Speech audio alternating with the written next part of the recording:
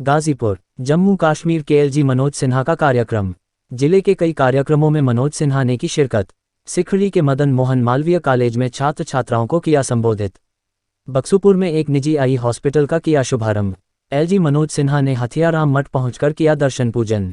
खबर गाजीपुर से है, जहां जम्मू कश्मीर के एलजी मनोज सिन्हा ने जिले के कई कार्यक्रमों में शिरकत की। एलजी मनोज सिन्हा अपने 2 दिवसीय दौरे के तहत कल गाजीपुर पहुंचे थे और आज जिले में आयोजित कई कार्यक्रमों में शामिल हुए। जम्मू कश्मीर के उपराज्यपाल मनोज सिन्हा गाजीपुर के सिखड़ी क्षेत्र में स्थित मदन मोहन मालवीय कॉलेज में आयोजित कार्यक्रम में शिरकत करते हुए छात्र छात्राओं को संबोधित किया। इस दौरान उन्होंने नई शिक्षा नीति को विद्यार्थियों समेत पूरे शिक्षा जगत के लिए बेहद महत्वपूर्ण और देश के लिए परिवर्तनकारी बताया। एलजी मनोज सिन्हा ने बक्सूपुर क्षेत्र में स्थित एक निजी आई हॉस्पिटल का शुभारंभ भी किया। इसके अलावा एलजी मनोज सिन्हा ने हथियाराम मठ पहुंचकर दर्शन पूजन किया। 60,000 MBBS की नई सीटें आप जैसे नौजवानों को पढ़ने के लिए प्रधानमंत्री जी ने उपलब्ध कराई। मित्रों, आप सबको मालूम है, आज ब्रॉडबैंड सब्सक्राइबर्स गांव में बैठ करके भी डेटा का इस्तेमाल आप लोग कर रहे हैं। पहले ऑयल की जो कीमत होती थी, ऑयल मैंने पेट्रोल डीजल, मैं समझता हूं कि आधुनिक ऑयल आज डेटा हो गया। और आपको मालूम है 6 करोड़ से ज्यादा ब्रॉडबैंड सब्सक्राइबर यहां रह रहे हैं। अमेरिका और चीन मिलकर के जितने डेटा का इस्तेमाल करते हैं, उससे ज्यादा इस्तेमाल भारत का नौजवान, भारत के लोग कर रहे हैं। आज गर्व का विषय देश के लिए है कि G20 देशों की अध्यक्षता का कार्यक्रम पहली बार भारत में हो रहा है। हमें अवसर मिला। G20 एक ऐसा समूह है दुनिया का जिसमें दुनिया की 85% आबादी रहती है। दुनिया का 75%, 3/4 व्यापार यही देश करते हैं। एक ऐसा अवसर मिला है इस देश को जिसमें हम अपने देश की संस्कृति, कला को प्रदर्शित कर सकते हैं। और आने वाले समय में जो सपना है प्रधानमंत्री का, आप सब जानते हैं कि आज दुनिया की 5वीं बड़ी अर्थव्यवस्था हम बन गए।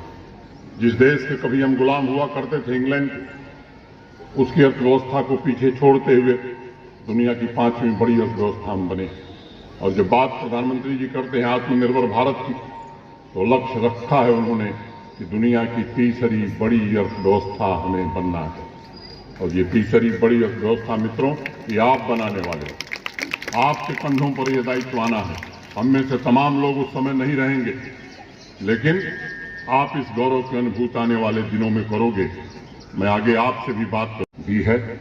ऐसी राष्ट्रीय शिक्षा नीति मिली है जो आपके जीवन को सार्थक बना सकती है, रोजगार की अनंत संभावनाओं का द्वार खोल सकती है, भारत की आर्थिक समृद्धि को शीर्ष पर पहुंचाने की क्षमता जिस नीति में है, ज्ञान के केंद्र के रूप में फिर से हमारे देश को विकसित कर सकती है। प्रधानमंत्री जी के नेतृत्व में शिक्षा व्यवस्था में आमूलचूल परिवर्तन किया गया है।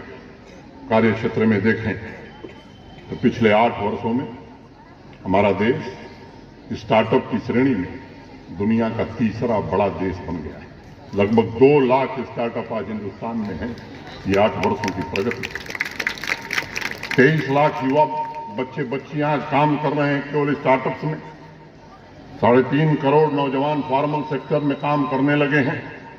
कोरोना महामारी के बावजूद पिछले वित्तीय वर्ष में फॉर्मल सेक्टर में अनेक नौजवानों ने ढेर सारी कंपनियां खोली हैं। आपको जानकर आश्चर्य होगा कि आजादी के बाद 2014 तक इस देश में 7 AIIMS, all India institute of medical science होते थे। और 8 साल में 14 से आज 22 का अंत होने जा रहा है। 15 नए एम्स इस देश में बन गए हैं। इस रफ्तार से देश आगे बढ़ रहा है। आजादी के बाद 67 साल में मात्र 387 मेडिकल कॉलेज इस देश में हुआ करते थे। मात्र 8 सालों में 221 नए मेडिकल कॉलेज हिंदुस्तान में नए बने हैं। और 60,000 MBBS की नई सीटें आप जैसे नौजवानों को पढ़ने के लिए प्रधानमंत्री जी ने उपलब्ध कराई। मित्रों, आप सबको मालूम है, आज ब्रॉडबैंड सब्सक्राइबर्स गांव में बैठ करके भी डेटा का इस्तेमाल आप लोग कर रहे हैं। पहले ऑयल की जो कीमत होती थी, ऑयल मैंने पेट्रोल डीजल, मैं समझता हूं कि आधुनिक ऑयल आज डेटा हो गया। और आपको मालूम है 6 करोड़ से ज्यादा ब्रॉडबैंड सब्सक्राइबर यहां रह रहे हैं। अमेरिका और चीन मिलकर के जितने डेटा का इस्तेमाल करते हैं उससे ज्यादा इस्तेमाल भारत का नौजवान, भारत के लोग कर रहे हैं। आज गर्व का विषय देश के लिए है कि G20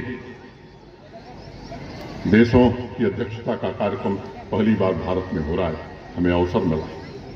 G20 एक ऐसा समूह है दुनिया का जिसमें दुनिया की 85% आबादी रहती है। दुनिया का 75% 3/4 व्यापार यही देश करते हैं। एक ऐसा अवसर मिला है इस देश को जिसमें हम अपने देश की संस्कृति, कला के विद्यार्थी एवं नई पीढ़ी के लोग मौजूद हैं। मैं उन नौजवान दोस्तों से कहना चाहता हूं कि महामना ने नौजवानों को ऊर्जा का प्रतीक माना था।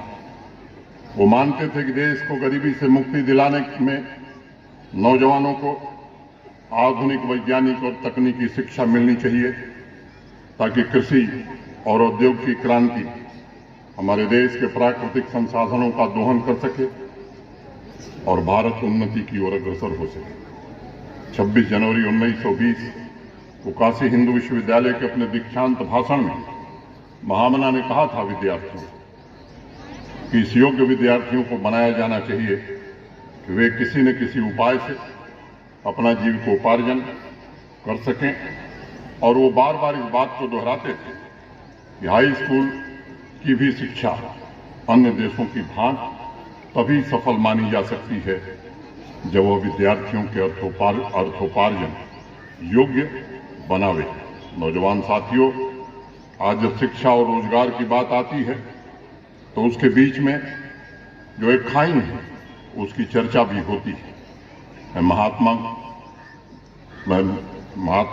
महामना मदन मोहन मालवीय की उस दौर में कही हुई बात आपके बीच आज उद्धृत करना चाहता हूं।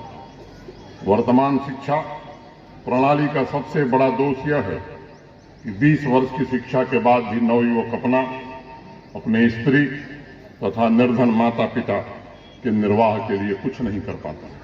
अतः वर्तमान शिक्षा प्रणाली जड़ से ही दोषयुक्त है और उसमें आमूल सुधार की आवश्यकता है, जिसके लिए सामूहिक प्रयत्न होने चाहिए।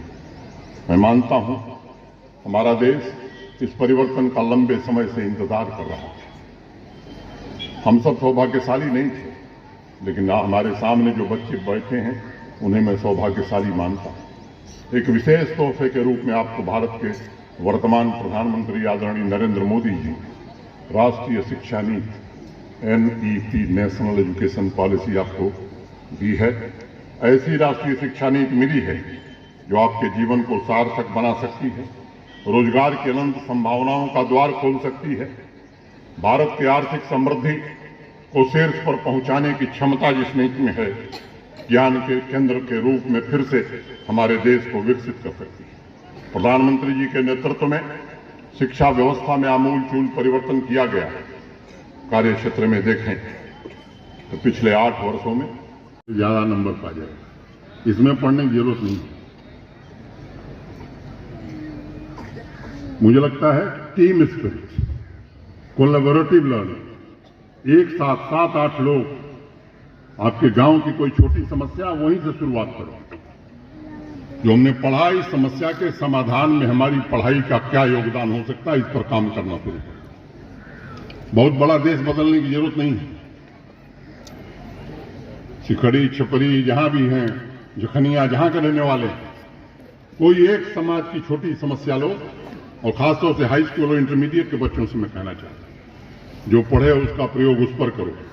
और समाज के एक बड़े वर्ग, एक छोटे वर्ग की समस्या का भी समाधान आपने किया तो आत्मनिर्भर भारत बनाने में आपका भी योगदान हो सकता है। ठीक है, फंस गए, उलझ गए हम लोग, नंबर आया नहीं आया, और मुझे लगता है कि कभी कभी इतने एग्जाम हो रहे हैं देश, ऊपर से अगर पूरे हिंदुस्तान की तस्वीर खींची जाए तो पूरा देश एग्जामिनेशन सेंटर के रूप में ही दिखाई पड़ेगा। कभी हाई स्कूल का एग्जाम, तो कभी CBSE का एग्जाम, तो कभी यूपी बोर्ड का एग्जाम, तो कभी IAS का एग्जाम, तो कभी सिपाही भर्ती का एग्जाम। इससे देश को बाहर निकलने की जरूरत है। और प्रधानमंत्री जी ने जो नई शिक्षा नीति, राष्ट्रीय शिक्षा नीति देश को दी है, सोच विचार करके बनाई गई है। इन व्यवस्थाओं का उसमें उल्लेख किया गया है। अब शिक्षा जगत से जुड़े लोगों से मैं अनुरोध करना चाहता हूं कि प्राथमिक जिम्मेदारी हमारी है कि नई शिक्षा राष्ट्रीय शिक्षा नीति को जल्दी से जल्दी जमीन पर कैसे लागू किया जाए, वर्बेटम कैसे लागू किया जाए, in word and spirit, letter and spirit, उसे कैसे लागू किया जाए ताकि ये हमारी नौजवान पीढ़ी आने वाले समय में भारत को दुनिया की तीसरी बड़ी व्यवस्था बना सके।